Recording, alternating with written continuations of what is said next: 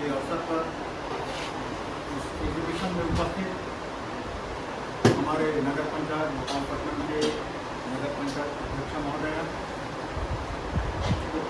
स्वामी आत्मानंद कृष्ण विद्यालय के प्राचार्य श्री राजेश सर, उपस्थित सभी मेरे शिक्षक साथियों और उपस्थित प्यारे बच्चों, जैसे कि आप सभी विदित है, आप सभी को आज हमारे देश के बहुत बड़े गणितज्ञ रामानुजन जी का जन्मदिन है और ये बहुत अच्छा अवसर है उन्हें याद करने का।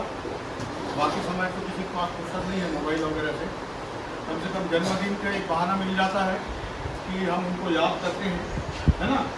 और एक ऐसे शख्सियत हैं जिन्हें पूरे विश्व के लोग जानते हैं।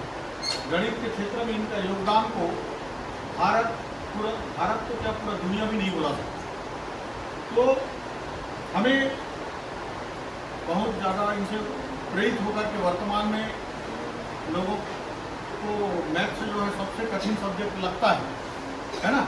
तो ऐसे विद्वान के जीवन परिचय को अपने को स्टडी करना चाहिए, पढ़ना चाहिए। और मेरा अनुभव है सबसे मज़ेदार विषय मैथ्स ही है। उसमें जो घुस जाता है ना उसको बाहरी दुनिया के बारे में पता ही नहीं रहता। मैथ्स का आनंद है ना मैथ्स के विद्यार्थी लेता है। और मैथ्स में सबसे ज़्यादा नंबर मैथ्स में आप चाहे तो 99-100% भी ला सकते हैं, बाकी सब्जेक्ट में आप नहीं ला सकते।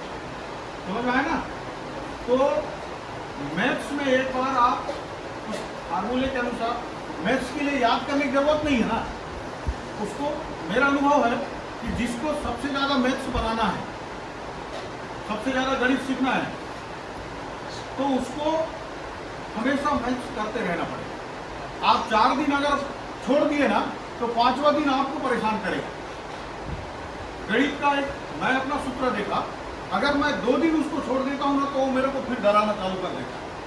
अगर मैं उसके ऊपर हावी होते रहूँगा तो उसको करते रहना है। डेली 1-2 घंटा उस पर टाइम आपको देते रहना पड़ेगा। समझ में आया ना। और एक आप लोगों के लिए सीखने का मैं बता रहा हूँ तरीका, जो सब्जेक्ट सबसे ज़्यादा आपको डराता है ना, जो सबसे ज़्यादा कठिन लगता है, सबसे ज़्यादा उसके पीछे लगना है अपने। उससे डरना नहीं है, घबराना नहीं। अरे ये गणित बड़ा तकलीफ है, मेरे को ज़्यादा नहीं आता है, ऐसा सोच के पीछे नहीं जाना है। तो जो सबसे ज़्यादा कठिन सब्जेक्ट लगता है उसको सबसे ज़्यादा समय दो। 1 महीने के बाद आप अपने आप में परिवर्तन देखेंगे। समझ में आया ना। ईमानदारी से 1 महीना में आपको एहसास हो जाएगा और वो सब्जेक्ट आपके नियंत्रण में आ जाएगा।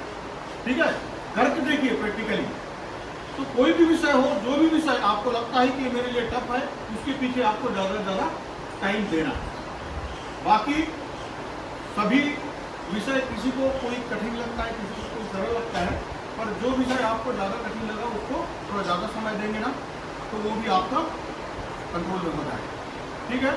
और जीवन में खुशियाँ बहुत आएंगी, पर कब? जब आप वर्तमान की खुशियों को त्यागेंगे ना तो फ्यूचर आपका ब्राइट हो जाएगा। ठीक है। जो व्यक्ति, एक स्टूडेंट के लिए मैं बता रहा हूँ, अगर आप तपस्या क्या है, पहले जमाने में बोलते थे ऋषि मुनि तपस्या करते हैं। तपस्या क्या है? अपने लक्ष्य के लिए समर्पित हो जाना ही तपस्या है। समझ में आई कि नहीं। अगर आपका कोई एम है, उसको आप प्राप्त करना चाहते हैं तो उसके लिए आप लगिए, उसके पीछे जाइए और अपना जो सोच है ना वो बड़ा रखिए। कभी भी अगर आप सोचते हैं कि मेरे को कलेक्टर बनना है तो कलेक्टर नहीं बनेंगे तो 3rd क्लास का ऑफिसर भी बनेंगे। लेकिन अगर आप पहले ही सोच रहे हैं मेरे को तो चपरासी बनना है तो सोच लीजिए चपरासी से आगे नहीं जाएंगे आप, है कि नहीं। लेकिन स्वप्न होना चाहिए बड़ा। ऐसा स्वप्न देखो ऊंचा से ऊंचा, तो कम से कम वहां तक नहीं पहुंचोगे तो आधा बीच में भी लटकोगे ना तो नायक तहसीलदार तक तो बन ही जाओ। तो माइंड कैसा सेट होता है। अगर मैं सोच रहा हूं मुझे चोर बनना है ना तो मेरा बॉडी उस टाइप का काम करता है। समझ में आ रहा है कि नहीं? अगर मैं सोच रहा हूँ मुझे अफसर बनना है, बहुत बड़ा अधिकारी बनना है, तो मेरा एटीट्यूड वैसा बनते जाएगा, बॉडी अंदर वैसा काम करता है। समझ में आया कि नहीं? तो अपने को बड़ा सोचना है और बड़ा करने का सोचना है, बड़ा बनने का, तो हम लोगों का माइंड वैसा सेट होते जाएगा, अपन बड़ा बनने के बारे में सोचते रहेंगे, अंदर बॉडी वैसा काम करता है। ठीक है ना? तो उच्च बात देखिए, आप ऊंचा सपना देखिए, मंजिल कब कहाँ मिल जाए उसका कोई भरोसा नहीं, लेकिन आप मेहनत अच्छा कर रहे हैं तो उसका फल आज नहीं तो कल मिलेगा, और पक्का मिलेगा। हम लोगों का अनुभव है, हमारे सर लोग हम लोग को बोलते थे कि अगर आप 25 साल तक खुशियों को त्यागेंगे, खुशियों के पीछे नहीं दौड़ेंगे, मजा नहीं लेंगे ना, तो आपका आने वाला 25 साल एकदम ब्राइट रहेगा और पूरा मजा ही मजा रहेगा। हमारा अनुभव है।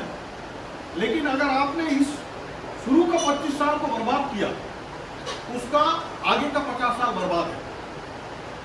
हम लोग के जो सर थे, यही मैं पढ़ा, स्टूडेंट रहा, एक से लेक्चरर थे जो बुक लिखते थे खुद ही, वो हमको पढ़ाते थे। तो बोलते थे बेटा 25 साल तक जो व्यक्ति खुशियों को त्यागता है, अपने लक्ष्य के लिए मेहनत करता है, उसका आने वाला 50 साल है ना, इतना ब्राइट होता है वो कल्पना नहीं कर सकता वो क्या किया। समझे ना? तो ये आप लोग सोच लीजिए कि मुझे इस 25 साल तक तपस्या करना है, खुशियों के पीछे नहीं भागना है। जब आपका 25 पूरा हो जाएगा, लक्ष्य में जाओगे ना, तो खुशियां आने वाला 50 साल में इतने आएंगे कि आप सरप्राइज हो जाएंगे कि मेरे जीवन में क्या क्या होगा। ठीक है?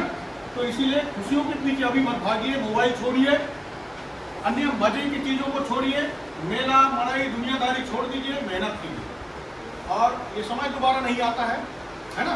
लक्ष्य की ओर बढ़िए। और आप सभी को रामानुजन जी का जन्मदिन का एक बार और हार्दिक शुभकामनाएं, बहुत बहुत बधाई। आप सभी उनसे प्रेरित होकर के आगे बढ़े, अपनी मंजिल की ओर जाए। बहुत बहुत धन्यवाद। आप लोगों ने मेरी बात